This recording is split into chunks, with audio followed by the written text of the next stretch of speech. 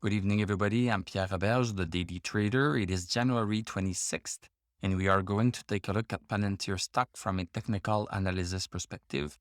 My goal in doing these videos is to help you understand how to use technical analysis to make better trading and investing decisions. But I am not a financial advisor, so please do your own research and make your own decisions. Well, Palantir, okay, what else is new? Palantir down 31 cents, 2.37% at 12.75. So looking at these numbers, it's not looking really good.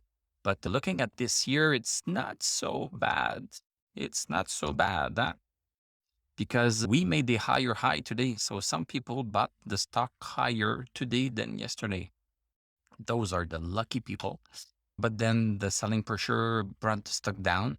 But see, it is at the same height as the open of yesterday. So at least it seems to plateau a little bit.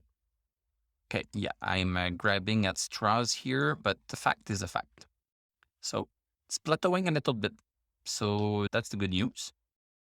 And here, yeah, so basically we are into this little congestion zone here. The top of the congestion zone is at 1350, and the bottom that I just drew, the bottom is at 1275. But this is a very short-term congestion zone. I don't think it's going to last a long time. We had a nice little move here. A stochastic moved into the above 60 position. This was interesting to see because it had not done that for a while.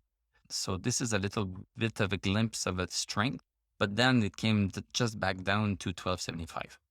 So it was almost done for nothing. Everything else in terms of indicators is all bearish.